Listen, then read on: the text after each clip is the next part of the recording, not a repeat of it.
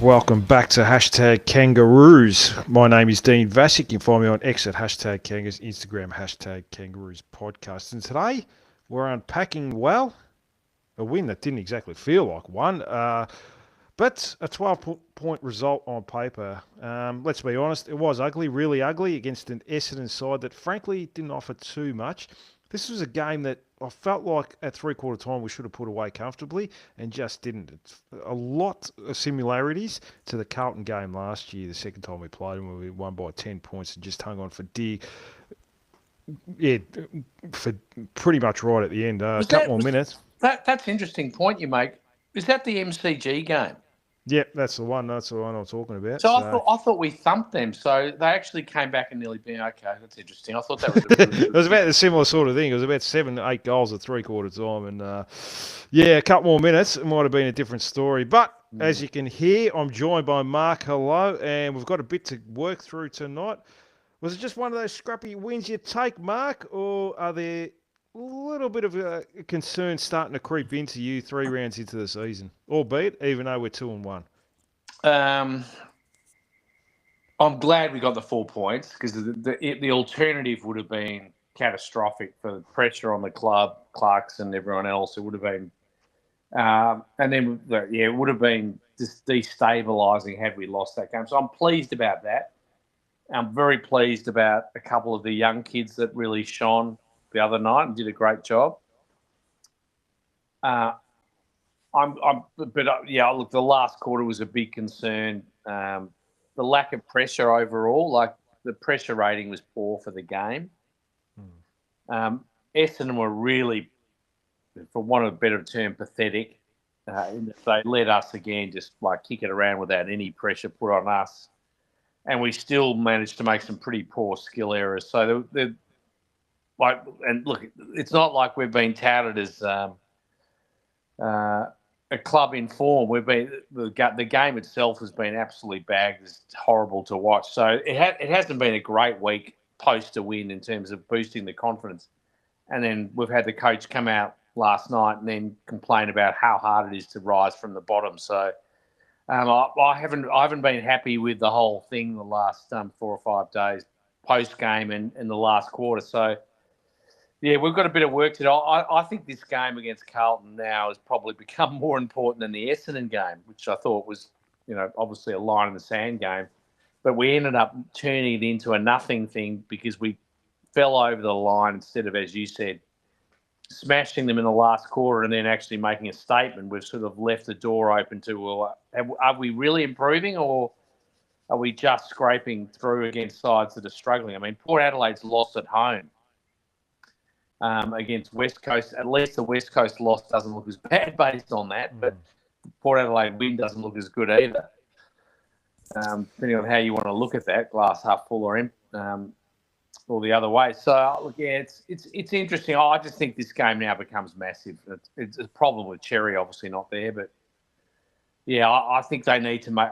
I don't want to fall over the line against Carlton. I think they need to really make a statement on Good Friday that things have changed, and I think Clarko's got to change his vernacular from "it's so hard to rise from the bottom" to "we're ready to rise up." The fact that Gary Lyon had to basically pull him up and said, "Mate, I think you've got enough good players on your list now. It's time for you to improve." It was almost embarrassing. Like I think.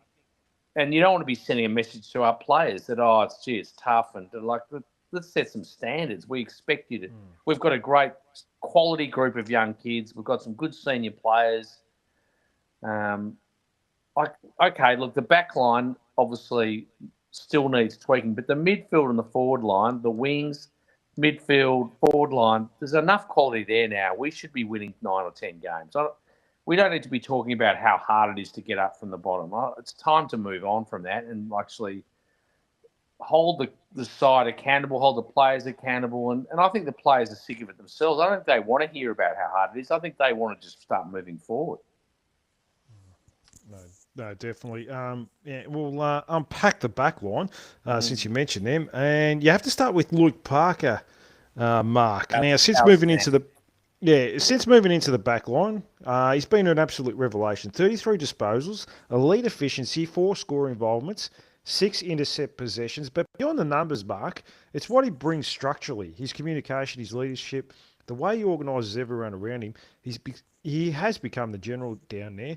And you can see the difference. Those soft over-the-back goals that have hurt North in previous years hasn't happened in the first few weeks. I think that move has been an absolute masterstroke.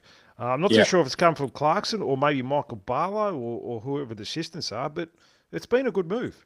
It's been a great move, and all the more reason to have players like Dawson and Hardiman in that back line now, while they can benefit from his experience and what he's doing down there.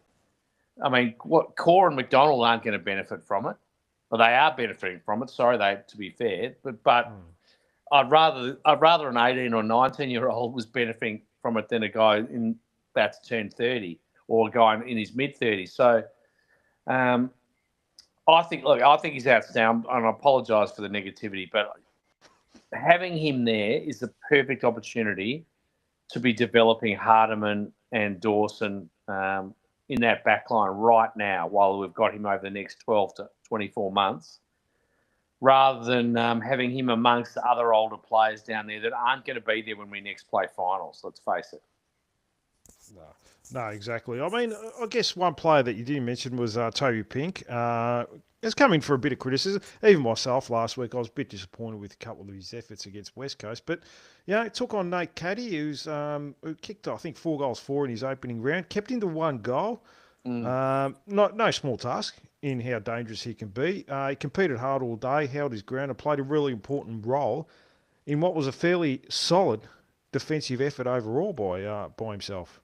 Yeah, I've got no issues with him, Toby Pink. I'm not sure whether he'll be someone who'll be in our best 22, 23 in 2 or 3 years' time, but at least you know what you're getting from him. Like, you can't question his effort every week. He absolutely does. He gets every ounce out of his ability, that guy. And I never will criticise someone like that. And he's just very reliable. The other players around him would trust him 100%. They would know what they're going to get every week. I think when you give him a task, Mark, in previous, last year, when you put him on the best forward, he seems to really thrive on the challenge rather than actually being a second or third defender. Yeah, that's right. He's been terrific. I think whether it's with Logue back, I'm not sure.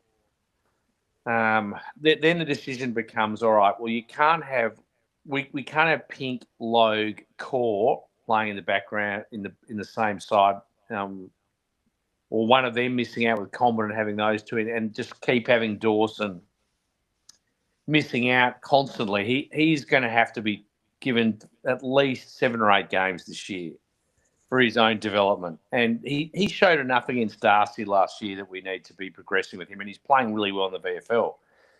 So I expect to see him get more game time. I'd rather it wasn't at the expense of Pink, but I think they need to move past Core and then Logue before Pink, to be honest.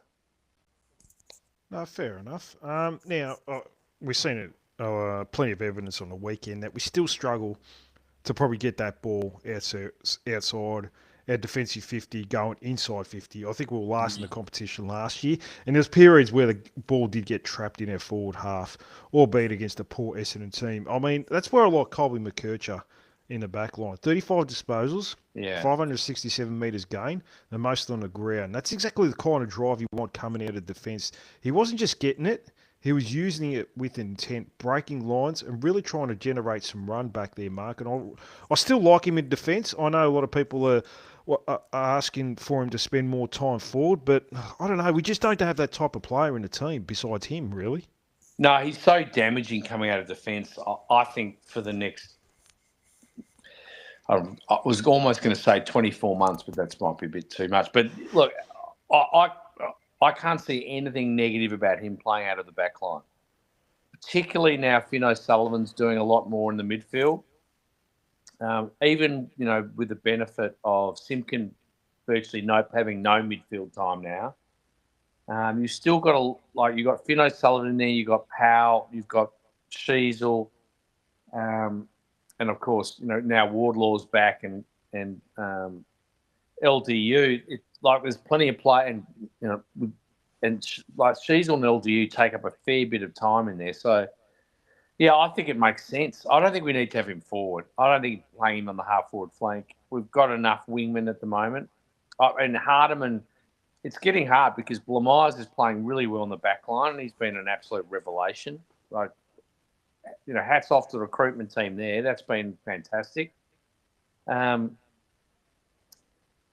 Blamires could potentially play some wing time, and I want to see Hardiman come into the side. So, yeah, it's going to be interesting. So, to your point, I'd leave Colby McKercher back there. I think he's perfect back there. Like his speed and his kicking ability and his ability he does damage as he gets up and puts the ball inside 50 as well. So, yeah, I totally agree with you there. No, fair enough. It might be dependent on matchups. I mean, he did go for a few CBAs as well during the course of the game. And, yeah, we'll talk about the forward line and the move of Caleb Daniel down there, up there in the first half. But we've got to transition to the midfield. Now, we've got to talk about Finn O'Sullivan first off because this was a genuine game-shaping performance. He went to Zach Merrett with the job, and not only did he do it, he absolutely pantsed him. Merrett was forced out of the midfield because he just couldn't get going with O'Sullivan going step to step with him. To keep a player of that calibre to just 10 touches, I genuinely can't remember the last time that's happened. That's elite tagging, full stop. But what made it even more impressive, Mark, was that O'Sullivan did it the other way as well. 24 disposals, 88% disposal efficiency, 6 score involvements, 2 goal assists, 7 intercept possessions. That's not just a shutdown role. That's damaging footy going the other way as well.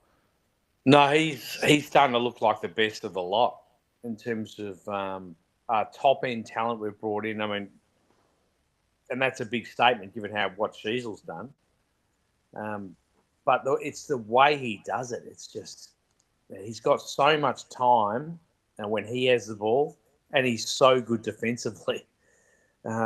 So tagging, it's not even a big thing for him. I think he's naturally likes being defensive. Who's the only player who's like that? Who's got the same mindset where he can be very good on going the other way, but always defensive anyway, whether he's tagging or not. Is the Brisbane captain, ex-Bulldogs premiership player. Dunkley, yeah. Dunkley, yeah. He's a different type of player than Dunkley. But the similarities there in the way they're just so team-orientated, naturally do the defensive things anyway, and will hurt you going the other way. And Dunkley, he's an amazing player. And Foss has got the same sort of skill set. So, yeah, I mean, he's amazing. He'll be in the leadership group very quickly, I would have thought. No, look, honestly, probably won North a game because if Merrett gets his usual numbers, gets control at stoppage, starts feeding Essendon's forwards on the outside, we're probably sitting here talking about a very different result. Yeah. And that's the kind of performance that lifts the whole team. It just shows how valuable a disciplined, accountable role can be when it's executed that well. So that's right. He's also teaching the other players that doing the defensive things is part of this movement up the ladder. We all if he can do it, why can't all the other players do it? I wish it was that simple. It's not that simple. No, I totally understand that. But he's he's already a fantastic leader at the club just for that reason alone. Because there's other midfielders in there, Sheasel and LDU they're great players. But they're naturally not as defensive minded, but they'll be going, well, if it's good enough for him, we need to lift our game that area as well. So hopefully it'll rub off on a few more players. No, definitely. Sheasel, I thought, responded pretty well to the criticism of last week, Mark, with the 40 touches. He had 33 disposals, 6 intercept possessions, 7 scoring involvements, 6 inside 50s and 5 tackles. That's a strong, well-rounded game. The one knock I suppose you can have is the centre bounce work. 18 CBAs for 0 clearances is a bit disappointing, but overall, his impact around the ground was still really solid, and it felt like he worked hard to influence in different ways. For a young player, that's a really good response, and we wouldn't expect anything else from him, would we? No, that's right. Well, so to be fair to him, he said he deliberately tried to get more. Pre-game, he said he needed to be more active on the outside, and perhaps that affected what he was doing at the centre bounce as well. And but so I wouldn't be too concerned about that as a North supporter. I mean, he's a freakish player. I've never seen anyone more intelligent as a footballer in my time. He's one of the, it's like a bit like Greg Williams in that way where he just knows where to go. Like he's just always in the right spots. He's very, very smart as a footballer. I think he's smart as a human being, but he's certainly a very intelligent footballer. But he's another one and who's intelligent and helping other players around him about where to go. And it's interesting. Clarkson I didn't like much of what Clarkson said on 360 last night because he was spent too much time making excuses about why they wouldn't be able to rise up the ladder. But one of the things he said about Finn O'Sullivan was he spent a lot of time directing other people when Merritt was moving off him or out of the centre and stuff like that. He just said he's shocked by how aware he is in his ability to direct other players early in his second year. So, we've got an absolute ripper there. No, definitely. I thought LDU was excellent again. 31 disposals, just the one turnover, which is huge in a high turnover game. 7 score involvements along with 3 centre clearances. He was clean, composed, and probably the most reliable presence in there all day. He added class to a game that didn't have much class. He looked like one of the few who could do that in the game. Like there wasn't many. Zach Merritt was nullified, and I thought. You know what? When you're talking now, the thing that occurs to me is that you're mentioning Finn O'Sullivan, Sheasel, LDU, all these gun players, and then prior to that, we're talking about it was a bit of a disappointing game. We didn't really put them away. There was things that weren't doing well. So adding that up, it sounds like at the moment we've got a lot of talent is getting us some wins when method is holding us back. Yeah, and is that fair? I've said that probably for the first 2 rounds at least, and you kind of got to think that the talent of Finn O'Sullivan, LDU, Sheasel probably carried us to another win, whereas the method in the last quarter or the system really let us down when you're chipping it around. Waiting for Essendon to dictate terms because they were going all out attack, trying to win the game, which is understandable, but they had plenty of gaps open. And it wouldn't have taken much just when they turned it over to go the other way and kick it, a couple of soft goals and really put them to the sword. So that's the disappointing thing, I think, Mark. And but look, at the end of the day, we haven't beaten them for 10 years. So probably 12 months ago, we would have taken this win in a heartbeat. So. No, I just think we're like.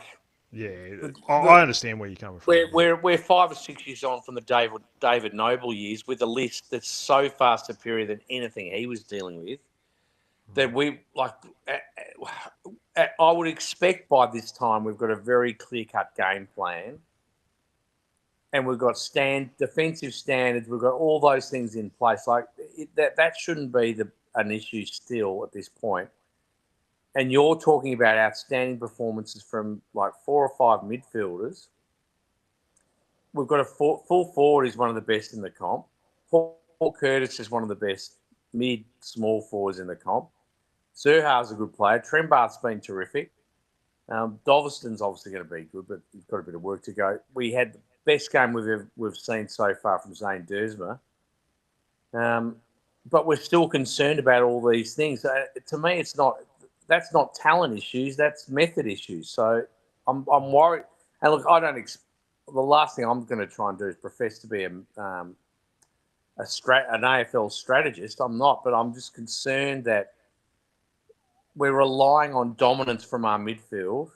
And look, Carlton's probably the best side for us to play because they're if they don't win the ball inside, they're useless. Like, so our midfield beats them or breaks even, we should actually be able to smash them.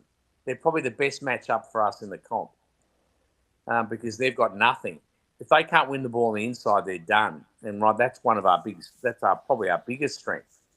Yeah. So strategically, he's not under too much pressure this week. If we lose to Carlton, then really, I'm going to be mortified by what that means. But look, we got the 4 points, and I'm sounding negative, but I'm concerned that it doesn't feel like we're making big steps forward. But maybe this week will be the week that that starts happening. But defensively, they've talked about it all summer. It's still not quite right, I don't think. It's better. It has been in previous, but it hasn't been challenged either against quality opposition. No. Yeah, Port Adelaide were very poor first round. They let North Melbourne dictate the terms in that game. They just chipped the ball around. They didn't want to challenge our press all game. West Coast, they're probably still at a stage where they're not good enough to capitalise on, because outside of probably a few players last week, the players that I've mentioned, LDU and a couple others, they probably would have pantsed us by 8 and 9 goals. But individual talent kept us in the game. But I felt like, in the third quarter, Mark, when we put a little bit of speed on the ball and we started getting a bit of overlap, is when we looked out dangerous and probably gave us that 6 goals at three-quarter time, but gave us that 6-goal margin where we just looked to move the ball with more intent. And it made a big difference. I don't expect us to do it for 4 quarters. You can't sustain that.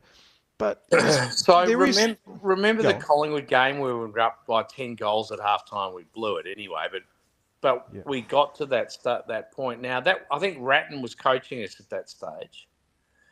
Ratton completely changed the game plan while Clarko was away. They had a falling out over it, I think, and Ratton ended up not staying at the club because I think it was over the way the game style.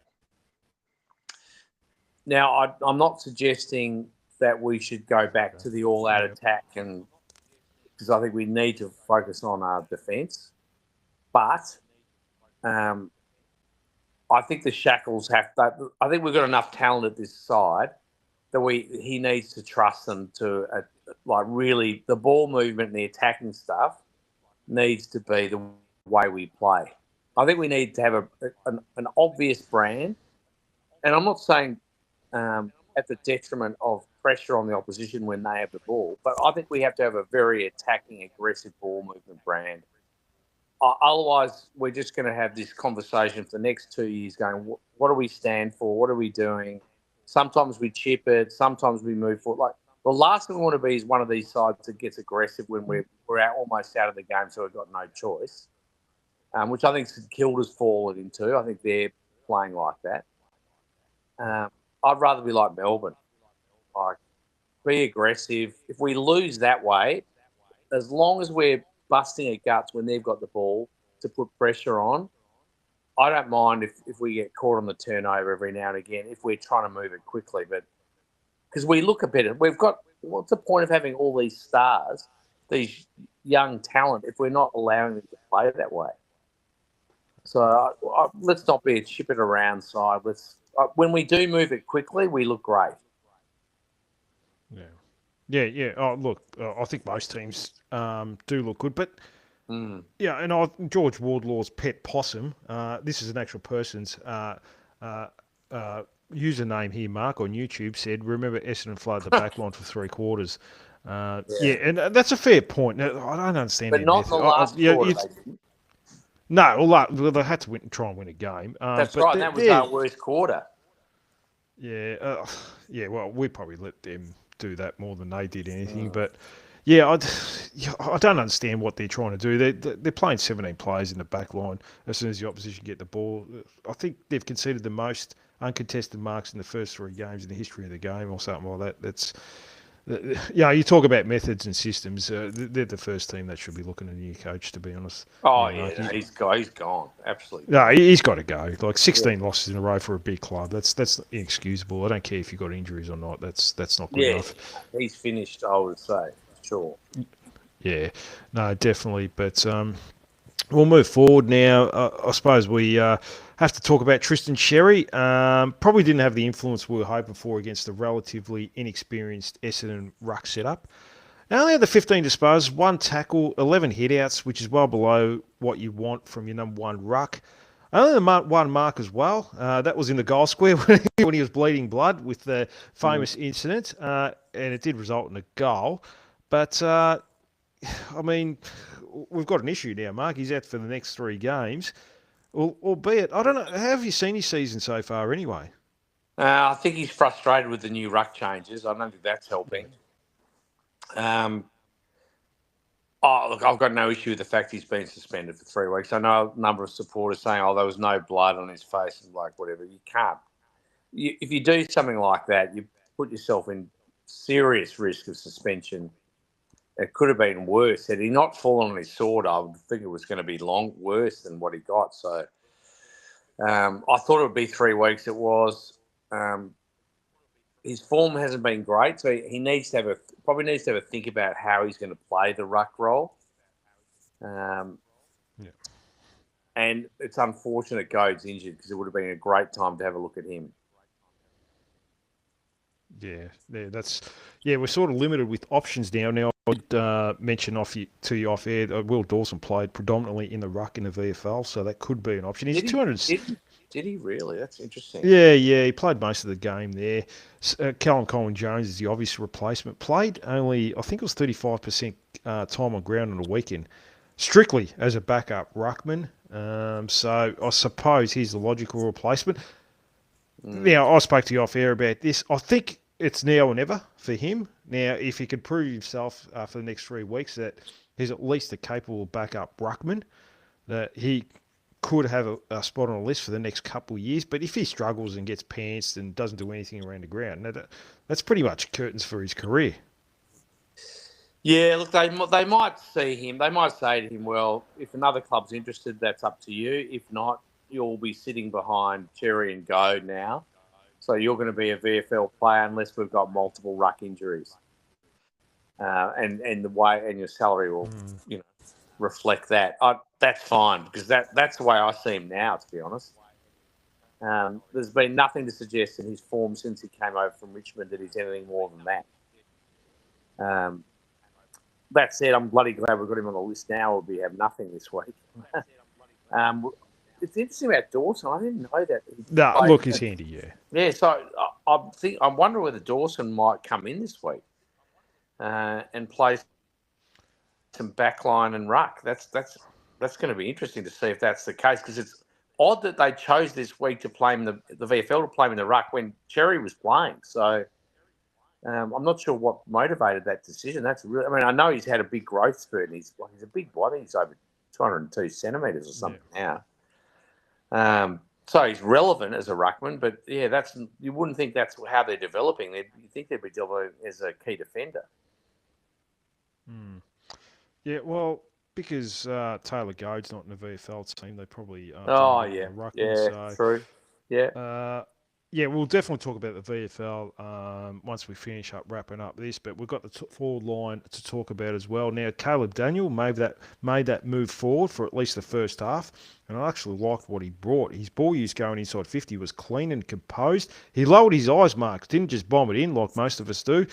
Gave the forwards a better look than we've seen it at times, and didn't dominate it, but he had some class in that forward half role. I really like him there.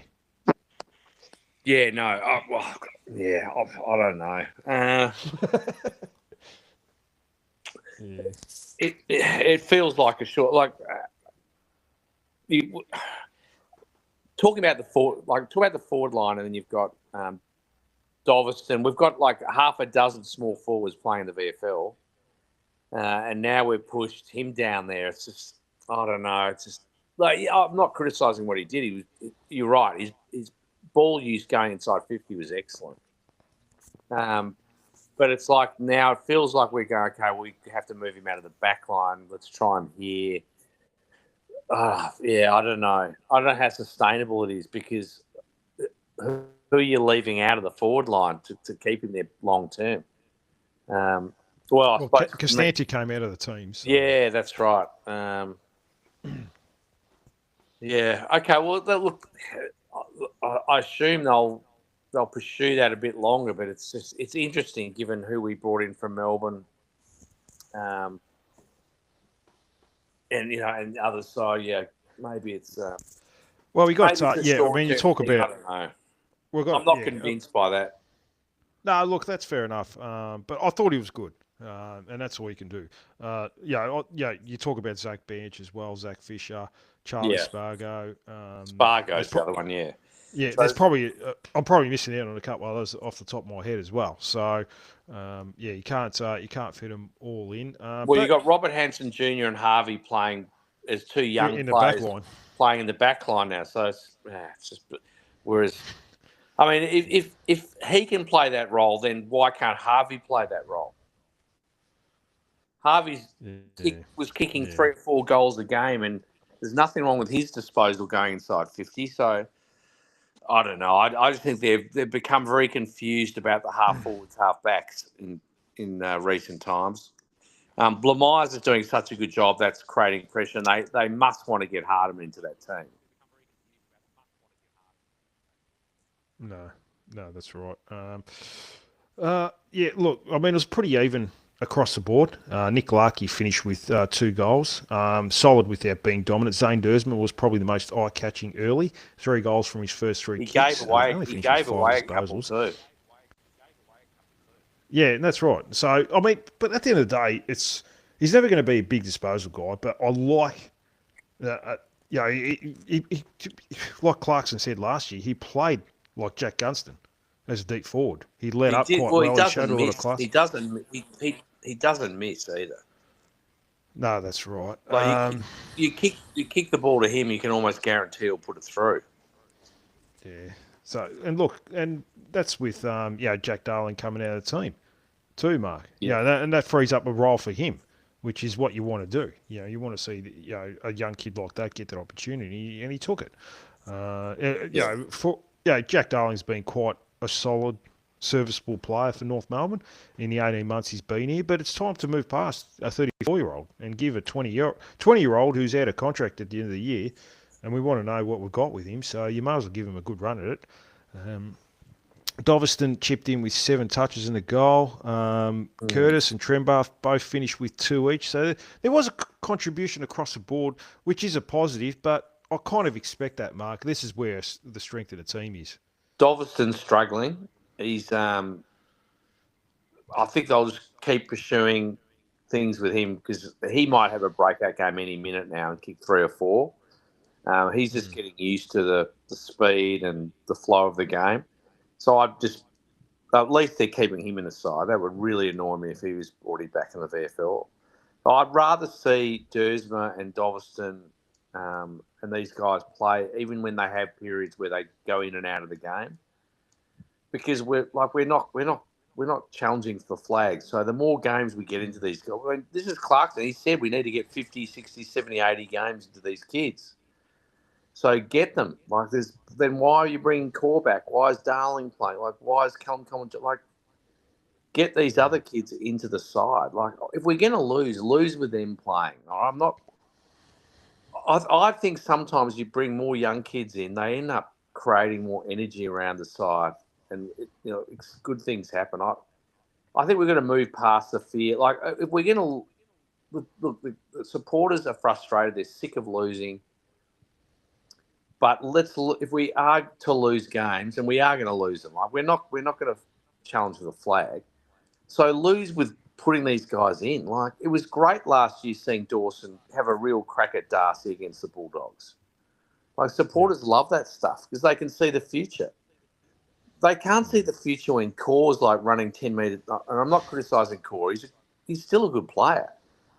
But if he's running 10 metres behind a Darcy and whatever else, supporters are just going, they can't see any future when they see that. I think Luke McDonald deserves his place in the side, but it's more important for Hardeman to be playing. And that's unfair on Luke McDonald because I don't think he's doing anything wrong. But Hardeman has to play. He's a future leader at the club. There's no reason for him not to be in the side. So I think they're going to have to make some decisions that are based around where they want to be when they're playing finals. They've already got Luke Parker in the back line. So there's a leader down there. He's taken over the back line anyway.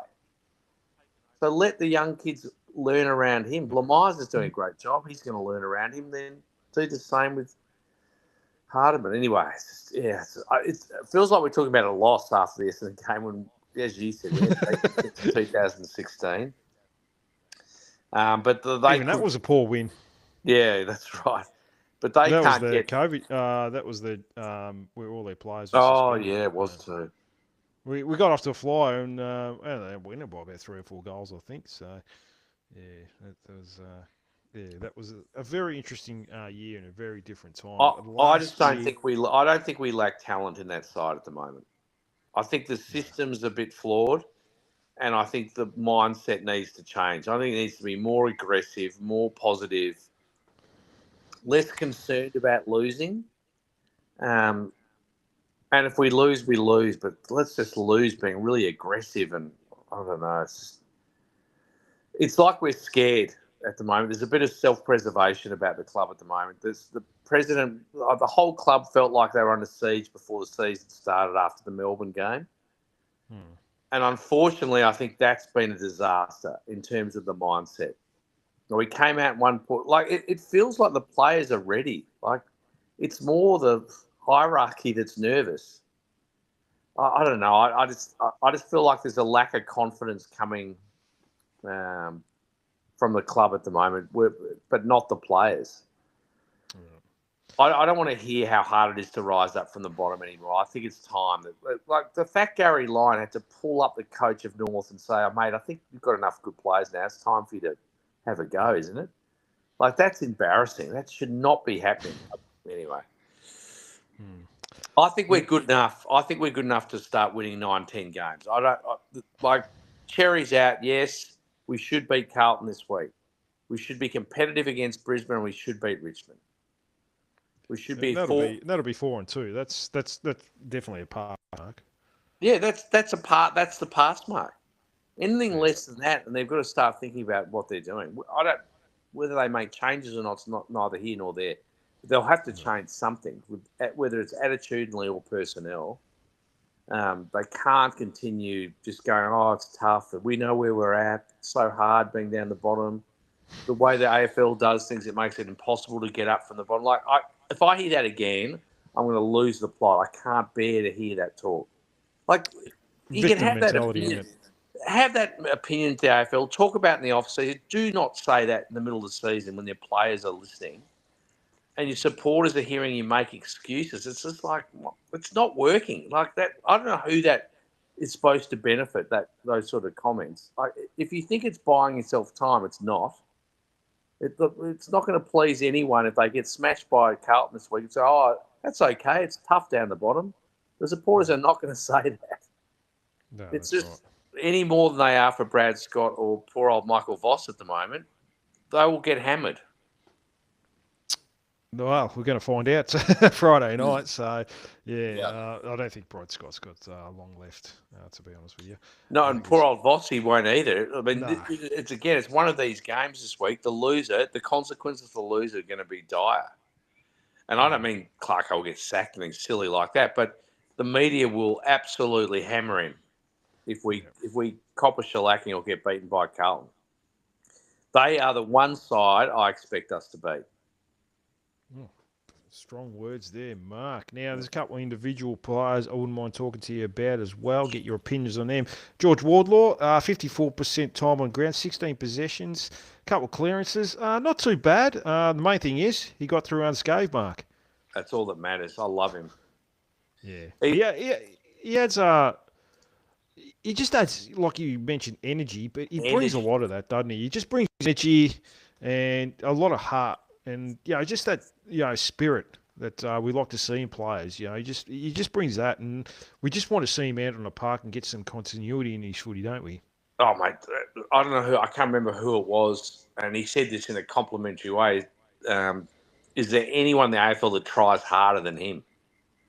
Just pure effort at every contest, just 100%. He's just yeah, you can't not love him. You just want his body to do the right thing by him for the next couple of years. But he's so important to us. We just need him to have a good run at it. I undersold him. He had 7 clearances, not 2. Yeah, how good's that? I mean, first game in, he's just a terrific player, and I think I like the way he breaks from clearance as well. He's like he knows how to he creates space as well as being aggressive around the man. He's a really, really good player.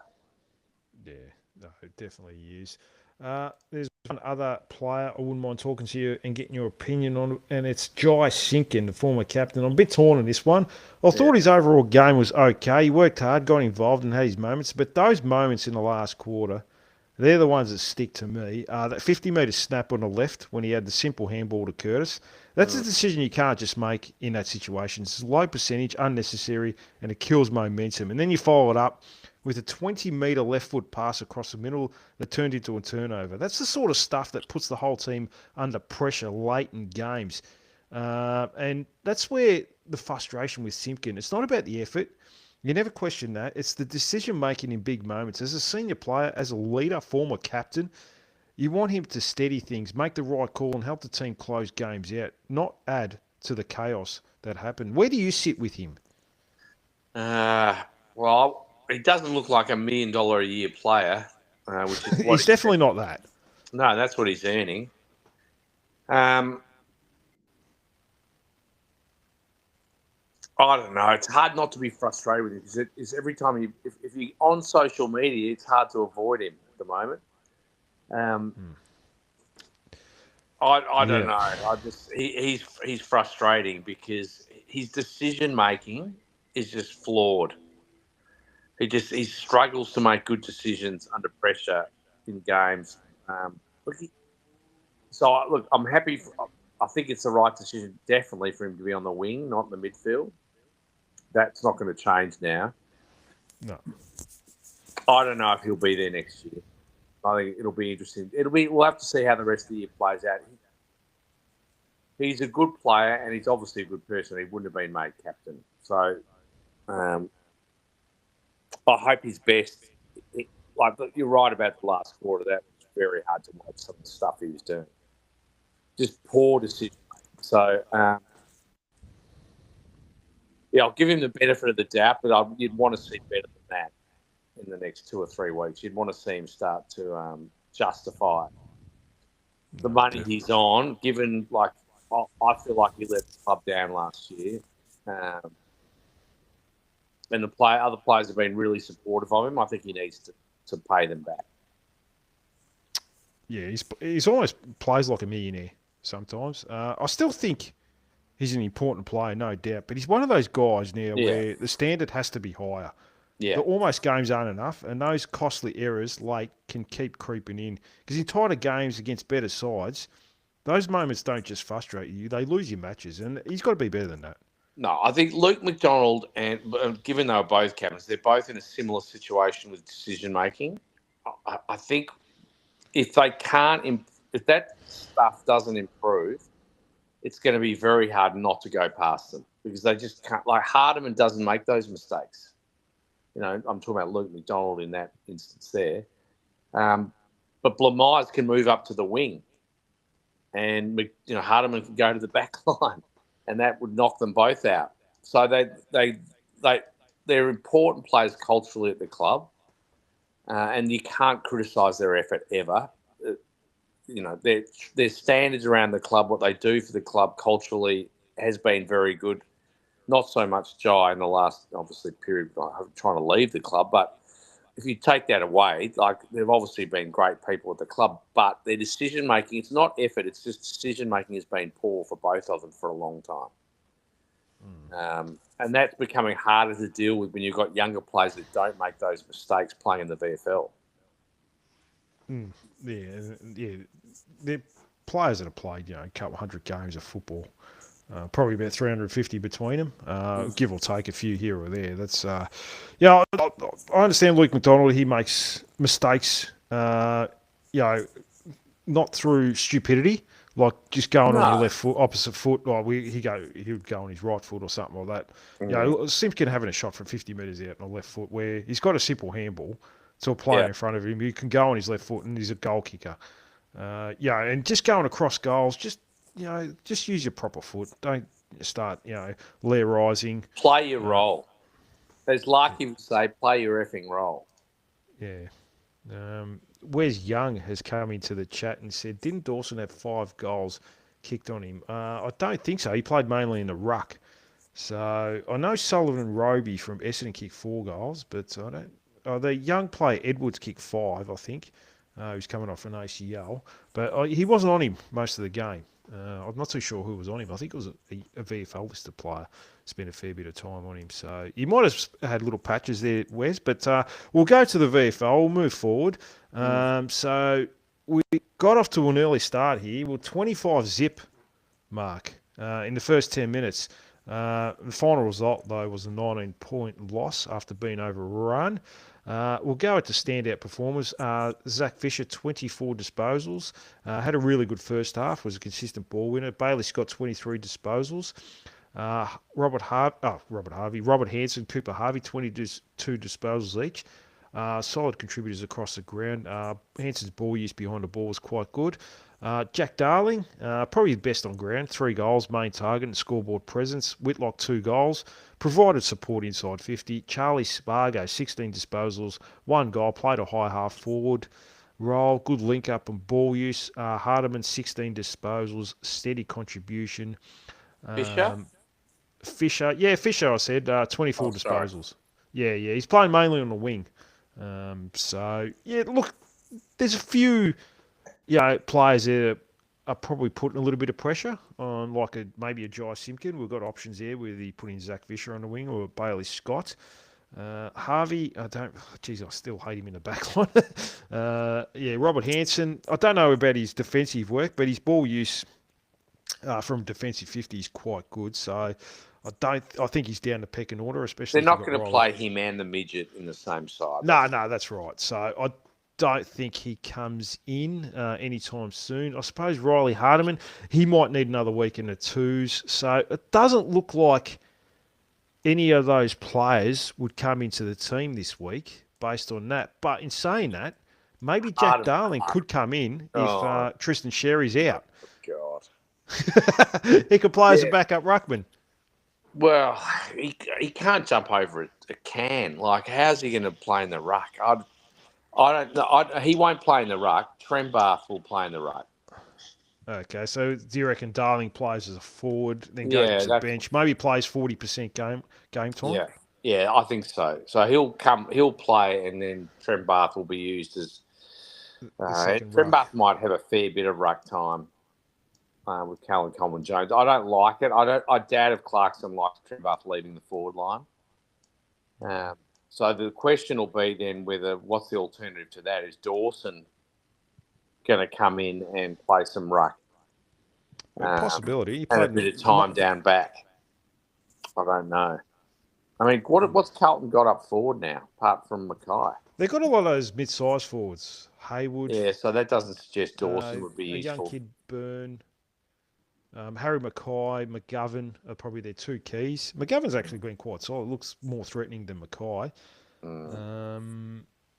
Brodie Kemp, who has. I'm not really scared of Carlton's forward line. Not anymore, no. Because Charlie Curnow doesn't get a free kick every time the ball goes in there anymore, so that probably helps. So, I mean, really, it's probably as good a matchup as we can get because they totally rely on their midfield, and our midfield's probably, I would say, a lot better than theirs. And our forward line's significantly better. And they've lost Dean out of their back line, who's actually one of the shining lights they've had so far. Yeah, he's looked really good. No, the only help they've got is Cherry. If Cherry was playing, I'd be very confident. But he's obviously out. I'd rather not Darling come back in. I'd rather Whitlock plays and they give, Trembath some time in the ruck, and then Whitlock's the one that goes down, and let's give him a chance to show what he can do. We know what Darling brings. The The problem is they're desperate for wins, so they'll feel that's a safer option to bring Darwin. Yeah, and that's what I'm thinking too, Mark. I think they'll go the experience. No Generally, doubt. coaches do that. So, Yeah. yeah, we'll have to wait and see. But how important, going to this Friday, before we finish off, how important is this game for the club? Almost their grand final. We've said it the last couple of years, and we've been pantsed in these Good Friday games, and we've had some shocking umpiring. So how important is it not just to win the game, but almost keep the game for future? I think the first half of this game and probably the first quarter is probably the most important 30 minutes of footy the club's going to have had for a very long time. Carlton's starts have been outstanding, and then they fall away. We do not need Carlton to go into halftime with a 7 or 8 goal lead and then have to try and claw them back like Melbourne. We don't want that situation. We need to get on top of them in the midfield early. And if we do that, they're in big trouble. We should be able to smash them in the second half. So I think this will define our season, the way we play this week.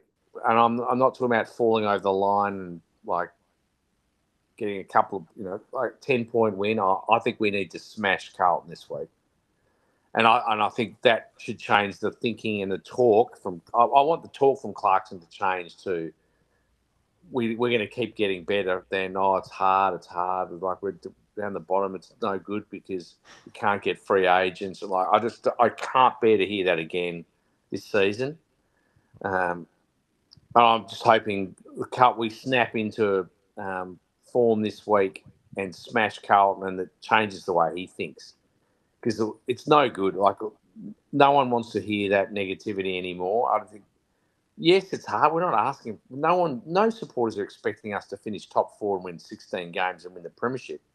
We're expecting to win 8 to 10 games, and which is what's that? We won 5 and drew 1 last year. It's not a huge jump. No. So let's have a definitive game plan. Let's be positive. Let's be aggressive. We've got some great gun players in our side now. Let's just back them in. I don't care how many games we lose anymore. I just want to be aggressive. I'd rather see that 50-point lead against Collingwood, that sort of footy, where that was exciting as footy as I've ever seen from us in the last decade. And there were signs of some of that during the Essendon game when we really are aggressive with our ball movement. We've got some seriously good players. Let's let them play, but hold them to standards defensively. That's all. We don't need to talk anymore about how hard it is. Let's just do it. I agree with what Gary Lyons said, mate. You've got a good enough side now. Start to rise up. Let's not be scared of getting better anymore. I don't care what he says to the players behind closed doors. I don't want to hear the club talk about how hard it is ever again. Let's just say we believe in the group we've got. Remember, the Suns coach, Dimmer, before he even turned up at the club, he said 80% of the premiership team's there. That's a perfect attitude to have. I remember they had a bad loss against us too, Mark, and he said it's time to harden the fuck up. Exactly. And we just haven't had that message ever since. It's the complete opposite messaging. 80% of the premiership team's there. Before he even started coaching them, he said that. I said, no excuses. Straight away, I know I've got enough talent there to build on. I've got 20% to work with to bring in. Apart from that, I'm ready to rock and roll with a premiership team. And then when they lose, harden the fuck up. What are we saying? It's so hard down the bottom. It's so hard. I've got no it is so frustrating as a supporter to hear that. I don't care how hard you think it is. Why? If he said, I reckon we've got enough, the nucleus here of a premiership team, time for us to deliver. Supporters would love that. And the players would love it. They don't want to hear that it's tough and we might struggle for another 10 years. They don't want to hear that. They've had enough of it. Let's get on with it now. We've won. It's annoying that we're talking negatively. We've won 2 out of 3 games, but it's the club that's driving that negativity because they don't. hearing the coach say he doesn't believe in the club and the players that he's got. He's talking about how hard it is. It's just, I find it totally unacceptable. I think this week, let's smash Carlton and then let's move forward. Right? And we can all be positive. Well, yes, we'll get beaten by Brisbane probably. Who cares? Like, we're going to have a game style that we understand. We have a methodology that we support. The players defensively have bought in, but they're aggressive with their ball movement. And we've got enough talent to drive that. Yes, the backline's not perfect. Who gives a shit? Then play to your strengths. Play to your midfield and your forward line. Try and keep the ball out of there. Anyway, sorry, mate. It's a bit negative, but I was very upset last night hearing that. I don't understand how we can still be sitting in that quagmire of negativity 6 or 7 years, post the players need some the nourishment. We're almost back sitting in the nourishment era, and it's time to move on. Well, what have we won? I think we've won about 8 quarters for the year or something like that. So 8 out of 12. It was only a few years ago, I think, under David Noble. It took us about 8 weeks to win 8 quarters at one stage. So that's right. Not too bad. There's nothing for us to be frightened of. We're ready to go now. Like, that's my whole point. I don't think we're far away from being able to explode and be a team that wins 8 to 10, 11, 12 games in a season. Whether that's this year or next year, and this year might be 8, 9, 10, fine, I don't care. I just want to have an attitude, the Melbourne attitude of let's just be aggressive and go for it. Like, they had a terrible first quarter in particular, but they didn't panic. And they kept playing aggressive footy and they ended up winning. Even Richmond are doing that to a less degree as well. They're trying to develop their kids through playing a brand of football that right. will accelerate that development. So, correct. And it will take a couple more years for them, but they will get there. They've got some very good young kids. Let's forget the self-preservation. Let's just go for it. Yeah, the time is now. And that's probably going to do us for today, Mark. A bit to like, a bit to question, but at the end of the day, I guess it's a win, and we move forward to a massive Good Friday clash. Big thanks, Mark, for jumping on, as always, and breaking it all down.